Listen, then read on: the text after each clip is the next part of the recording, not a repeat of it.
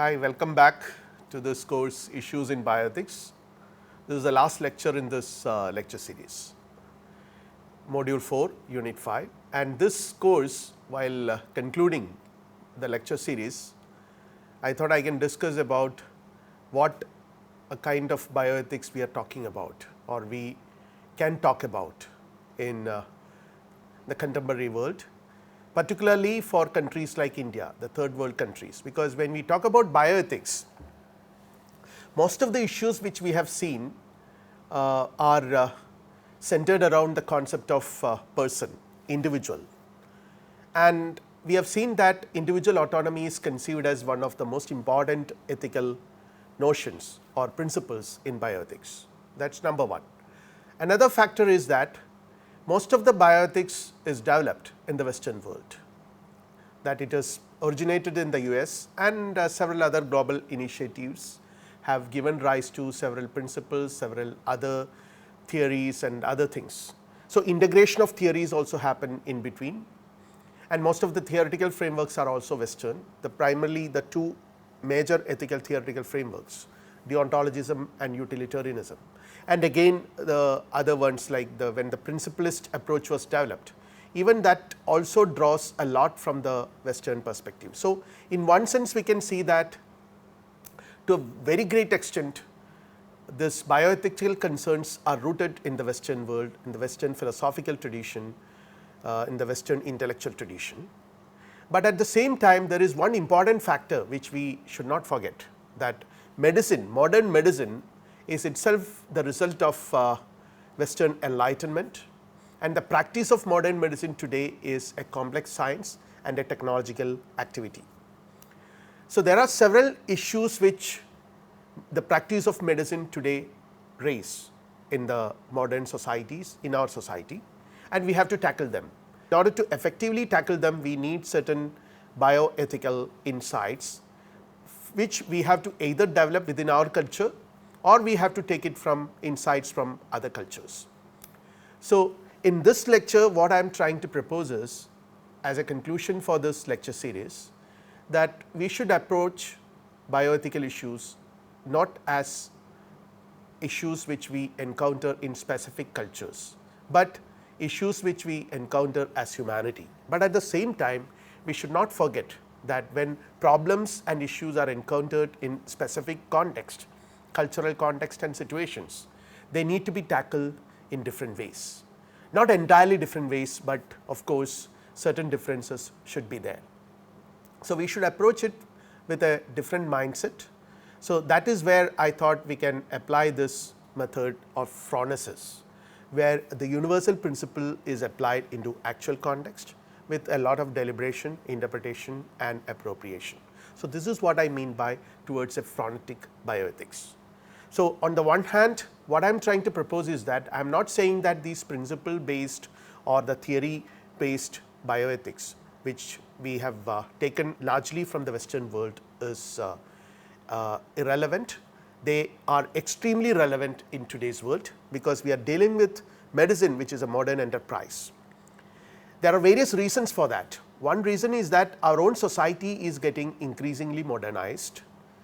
Another reason is that the social structures which we think are sustaining our society and distinguishing our society from Western society, like family and caste and many other structures, they are also weakening to some extent. The Indian family is no longer what it was 50 years back or even 25 years back.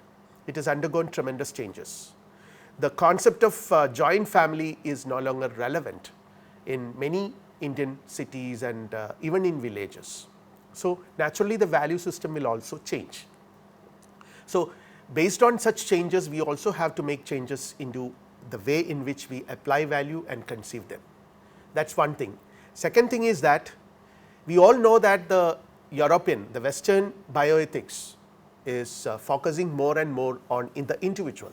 So, the rights of the individual are highlighted, and one of the major objectives of Western bioethics is to protect the individual from society and other individuals and tradition and other people. Particularly in this context, in the context of medical ethics, It is to protect the individual from medical institutions and physicians and pharmaceutical firms and many others. So, in that context, the modern assumptions of bioethics, which gives importance to individual, is very important even in our society. Only thing is that when we talk about autonomy, we have to shift our focus from the individual to probably groups, families, family units or social units. But autonomy as a principle cannot be avoided. That is very important even in all societies, even Asian African societies also in the contemporary world. So, this is what I am trying to propose. So, in order to understand the context, let us see certain details. See, when we try to understand the global presence of modern medicine, we all know that there is a wide global acceptability of modern medicine. Most of the countries in the world now use modern medicines, in spite of the fact that many countries like China and India have their traditional, very strong traditional medicines, like the Ayurveda and Siddha in India and many other systems that we practice in India, and then Chinese systems of medicine are also quite well known. But these systems, traditional systems, for some reason are not capable of tackling some of the issues which modern life presents. It is not the limitation of this system, because these systems have originated when the social order was entirely different. But today we have a different social order. We are modernizing, every minute we are modernizing. So, the life is very fast and we use a lot of technology and we use a lot of other equipment to do things. So, naturally in this context our work culture is different, everything is changing rapidly. So, in this context we need the help of modern medicine and the technological and other devices which modern medicine uses. So, there is a wide global acceptability, no doubt in that, and the historical changes have necessitated the use of modern medicine worldwide. We know the reasons, colonization and globalization. Now 20 years ago, with globalization there is a sudden change, it is a total change, we can put it in that way, that we conceive medicine and practice it. And then the practice of medicine and practice of biomedical ethics also have become very relevant with these changes happening, with the rapid acceptability, global acceptability of modern medicine. And what worries us in this context is the science ethics divide, which even the Western civilization, even the Western culture itself is worried about, because there is a science culture divide and the practice of science and the observance of ethics have nothing to do with each other.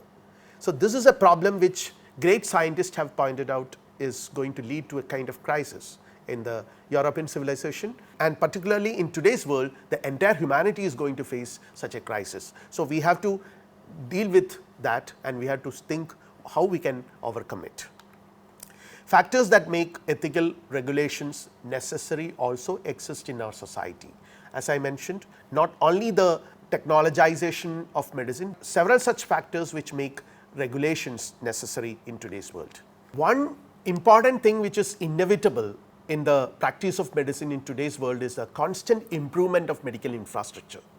The hospitals and various other facilities which are part of the medical infrastructure is improving every day, day by day, and there is also a competition, we can say. So, in this context, particularly when experiments are conducted, it needs the participation of patients as subjects, or in other words, people have to be used as subjects in medical experimentations, and again patients go to the hospitals. So, patient hospital relationship is a kind of relationship which is modeled largely on the basis of a kind of client organization relationship in the business world. So, all kinds of complex situations are emerging in today's world. This leaves a lot of possibility for exploitation. So, and society has to protect individuals from such exploitation. The question in this context is what ought to be the nature of relationship with people, organizations or the medical infrastructure by and large, in what way it needs to relate itself with people, and globally the same methods are used. See, this is another important factor which most of these global firms, particularly global firms which conduct experimentations, pharmaceutical firms and others, What they claim is that we follow certain global norms, and everywhere the norms and the methods are the same. So, it is not that we have different norms for different countries. Whatever norms are followed in the developed world are also followed in the developing countries. So, the question is that is it correct? Are they doing it? And do they use the same procedure and norms everywhere? Are the requirements same? Who benefits more? And is it a win-win situation? So, a set of questions come to our mind in this context, and of course, we all know that it is an extremely complex situation. We cannot have a straightaway answer to this, because there are many firms who have started coming to India after globalization, and they are taking advantage of the situation here. We have already discussed it in one of our previous lectures, and it raises a lot of issues. The primary question is it actually giving us a win-win situation? Of course, they are gaining a lot by coming to India and outsourcing from this country or from the African countries and many other countries. They are definitely benefiting a lot, but are we benefiting from them? Is it a win-win situation? Some of these issues which we have already discussed, so I am not going to elaborate upon them. Then again, when we talk about the necessity of ethical regulation, the major point to be highlighted is that modern medicine can do harm. It is not harmless, because it uses technology in a big way, and most of the drugs have side effects, and then again it involves experimentation, and there is a possibility of exploitation, there is a possibility of negligence, there is a possibility of harm. So, all these are problems, but negligence is one problem. At the same time, there can be intentional harms done to people in the sense of exploiting people. There is a possibility that this highly complex medical knowledge systems can be used as a tool for coercion and exploitation by organizations and even by countries. So, this possibility exists today, and it can also be used as a tool for domination and hegemony, which is historically happened. During colonization, we have seen that, I have mentioned it some time back, that one of the ways in which the British established their hegemony and domination in its colonies as through the medicine, the modern medicine which they were developing, which was more effective than some of the indigenous medical treatments and healing practices available in those countries, those colonies, particularly for certain kinds of diseases.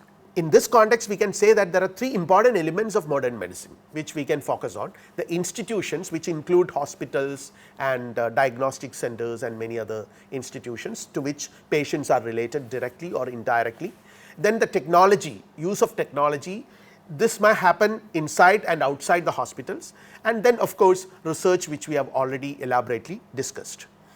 All the three need constant improvement. We know that, because science needs improvement. Every minute there is an improvement. So, there are infrastructural improvements, technological enhancements, and development of new and more effective drugs. All these things presuppose participation of people. So, people are being quote unquote used to some extent to make this possible. So, there are possibilities of exploitation and coercion, and then in this context it would be relevant to talk about the idea of a global bioethics. There are two reasons for this. Many people think that bioethics is largely a Western exercise, which is not the case and should not be the case. Number one, because there is a lot of importance when you practice medicine anywhere in the world, it should be ethically regulated, no doubt in that.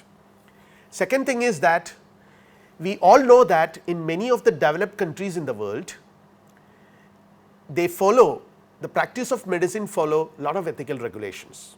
Everything, whether it is at the institutional level or the technology level or at the research level, the ethical rules and principles are to some extent observed, no doubt in that, because there are very strong regulations, and they will be penalized if there are violations. So, they are observing it, but these things are violated or compromised when it comes to the developed countries. So, there is a need for bioethics, and why I call it global bioethics, not in the sense that the same principle should be applied in every context, but the sensitive issues, the globally sensitive issues should be considered as important in every context. Of course, the emphasis can be different. In some context, individual freedom, autonomy, confidentiality, these things might be highlighted. in some other context certain other concepts must be highlighted. See, for instance, in countries like India or Pakistan or some of the African countries, the questions concerning equity, affordability, these are important questions, ethically more relevant questions. But that does not mean that these questions are totally irrelevant in United States of America or in Sweden or in United Kingdom. They are relevant there. Similarly, questions concerning confidentiality, consent, these are important in this Indian or African context as well. So, they are everywhere, these problems are, these issues are important, no doubt in that. Only thing is that the emphasis will shift based on the situation and the context. So, when you talk about the idea of a global bioethics, what is a global bioethics? And we can ask questions like, do we really need it? Are the requirements same everywhere? We know that the requirements are not same everywhere, but still I am trying to argue that we need some sort of a global bioethics which is essentially phronetic in nature. That is the idea. So, cultural relativism poses a great problem. I do not want to even consider this as a problem. Cultural relativism or different cultures having different views about ethics and different views about values and meaning of life and other things. Actually, they are enabling possibilities of ethics. Rather than seeing them as threats or problems, we should try to understand them and negotiate with them and try to apply universal principles based on their requirements. So, the principle of autonomy can be applied in Indian context effectively if you really try to understand, or if you understand the context in India. Then again, the principles of biomedical ethics and their applicability in non-Western cultures, and is bioethics a Western enterprise? These are the questions which we need to understand, raise and try to give and respond to when we talk about the idea of global bioethics. Is it necessary to have different principles in different cultures? One thing is that is it necessary to have, another thing is it actually possible? Of course, we know that there are certain principles which are universal, no doubt in that. For example, no harm. The principle of no harm is universal, beneficence is universal. So, there are certain principles which are universally valid. Justice is also universal. I would even say that autonomy is also universal. Only thing is that you should not consider autonomy in the European Western sense of the term. We may have to apply it into different context. One reason why we think that bioethics is a Western enterprise, or it is something which only the developed world can entertain, is because this is what factors facilitating bioethics in the developed world. In this article, the forgotten challenge for bioethics in the developing countries, what Hussain writes is that there are three factors. One is that they have a well developed health system characterized by complexity of structures and functions, which made it more prone to ethical problems arising mainly from the conflicts arising from the patients, community in general, and health professionals' ability to meet these expectations provided the limitation of the resources. So, this is one problem which they particularly face because of the development they have achieved, the level of development they have achieved in their health system level. Second one is the kind of moral development they have achieved in terms of what, as expressed in an individualistic approach to life, importance of autonomy as the first and foremost ethical principle. See, when we discussed ethical theoretical frameworks, particularly when we discussed the principalist approach which was developed by Childress and Beauchamp, we have seen that though Beauchamp and Childress do not emphasize on autonomy, they do not say that autonomy is most important. They would consider all the four principles are more or less equally important, but still we all know that the ethics in the Western world is centered around the individual. So, autonomy in some sense acquires a little more importance than other values or other principles. And the political development, because most of the Western developed countries which we are talking about have non-totalitarian political regimes, which is political power comes from people, and they are all democracies, which is not the case in Africa and Asia. Many of the countries in Africa and Asia are not democracies, and even if they are democracies like India, the social structures are very strong. So, though politically they are democracies, their society functions in a very different way. Sometimes it gives more importance to the social units, community, society and other factors rather than the individual. So, the question is not whether the individual rights are protected or not. What is more important is sometimes the community and the society. Now, again returning to the question of global bioethics, we can see that these factors which we have just mentioned, the health system development, moral development and political development, these are not present in the developing world. Many of the developing world do not have them. Hence, we can ask the question, are the norms the same everywhere? We are actually asking it once again, are they applied universally? Of course, I have mentioned that they cannot be applied. Are the subjects in research compensated appropriately? Again, what do you mean by compensated appropriately? This again changes from place to place and context to context, but there should not be a huge disparity. This is what I mean by global bioethics or phronetic approach to global bioethics. Are their rights protected? As all of us know, the concept of right is understood in different contexts differently, but at the same time we all know that there are certain fundamental human rights which need to be protected. That is very essential. Who needs more protection in non-Western cultures, individuals or communities or society as a whole? This is a very complex question, because when you talk about individuals, the Western world, we all know that the individual is protected from the coercive power and exploitation of other individuals and the society and traditional structures like religion, etc. But in the Asian context or an African context, can we actually think of such possibilities? Does there exist a problem, individual versus community? We know that it is existing in our society. We find that there is increasingly there are individuals who come into conflict with society. For example, so nowadays transgenders have come forward and started asserting their rights, and again gays and lesbians have come forward and started asserting their rights to live together. These things were non-existent 20 years back or even 10 years back. This was unknown, but our society in India have started facing such things now, and we have to now take decisions. We have to now have policy decisions on them. We cannot just brush them aside based on traditional practices and customs and conventions. We have to recognize that there are certain important problems that we need to address and we need to resolve. So, I would say that there are three important concerns we need to address. The first one is the domain of principles and norms, which I have already mentioned are mostly centered around the individual in the Western world. So, when you talk about phronetic bioethics, the principles and norms have to be applied to specific contexts with suitable and appropriate interpretation and appropriation. So, we cannot just bring them directly and apply it here. We need to negotiate, and lot of deliberations have to be done, and it is a collective exercise. This might take time. It might take time where the judiciary has to be involved, sometimes society, community structures, everything, all these things have to be involved till we arrive at some sort of a more or less accepted consensus in the social level. Second one is the point of emphasis, as I already mentioned, individual rights of social and global justice. So, this is a question whether we are going to emphasize more on individual rights or social and global justice, and here we all know that there are different emphasis in different contexts with careful balancing.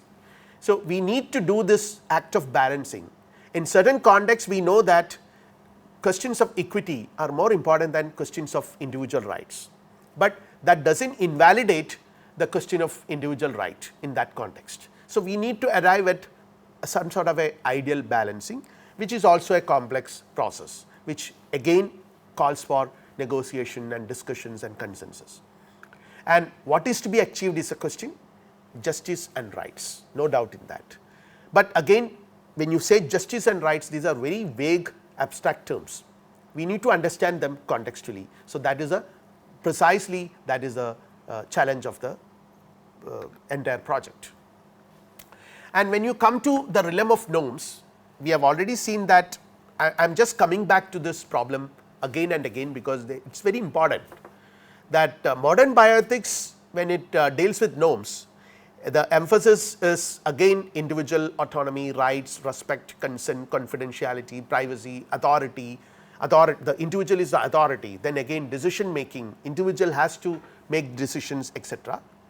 While the developing world concerns are different, because there, as I mentioned earlier, the questions of equity, accessibility, affordability, societal and community exploitation and violence, denial of rights to groups like caste and gender, women are denied some of the fundamental rights for health, and again children are denied, certain people belonging to certain caste are denied certain rights. So, these are some of the immediate burning issues which developing world have to address.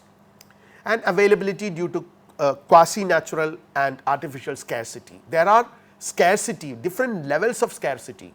If you go to a typical Adivasi village in India, the nearest hospital will be almost 100 kilometers away. So, if someone encounters a health problem in the night, there is no way that this patient can go to the nearest hospital, because there are no vehicles available. They have to walk through the forest, and by the time they reach the hospital, mostly the patient would have died.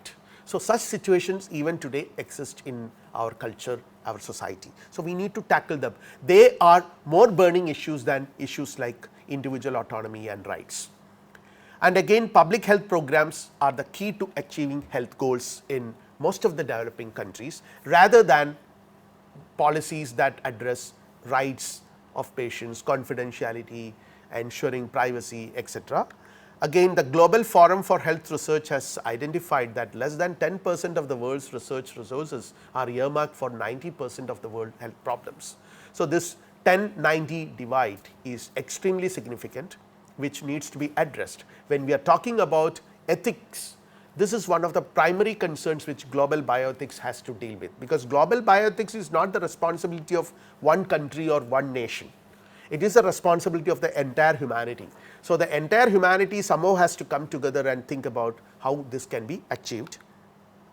And to promote equity in health research is another major concern. I am not elaborating this because I have already done it when we have discussed this in one of the previous lectures, and strengthen the capacity within the developing countries to undertake research that is relevant to them, because many of the problems are relevant only in that context, and developing countries pharmaceutical firms are not interested in those issues. So, somehow there should be a mechanism by means of which we strengthen these developing countries to undertake research in the problems which they encounter specifically.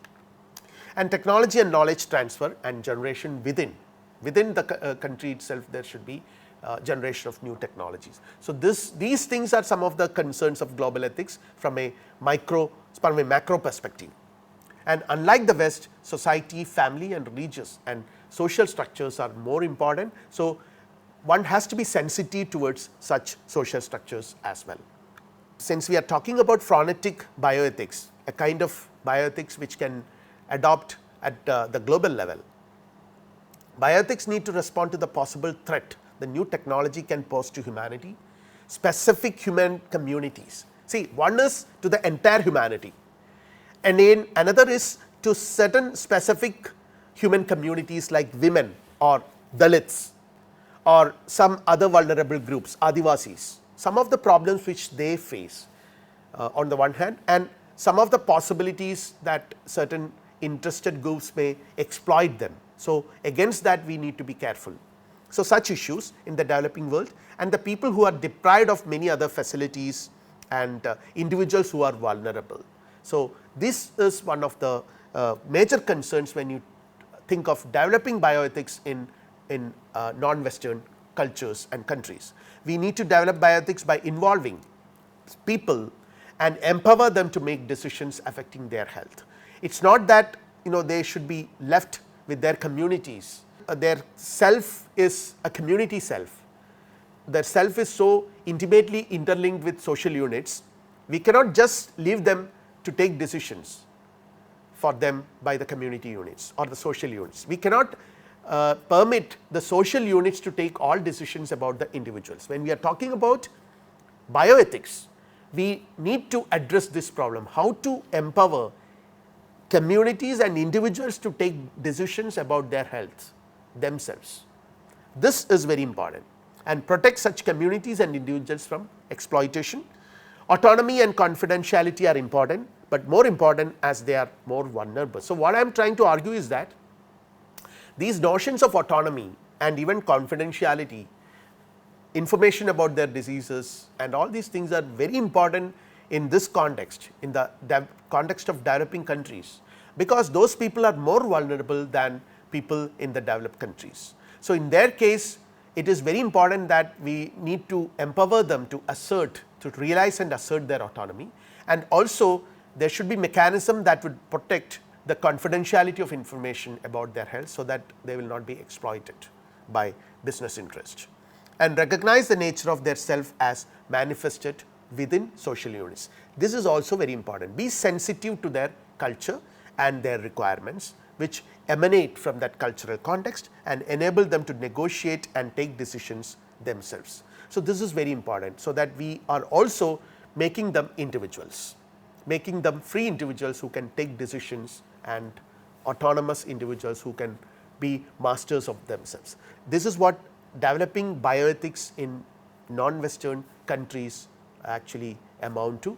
So, I am proposing that some sort of a different approach, a very entirely different approach need to be adopted when we talk about developing bioethics in other countries.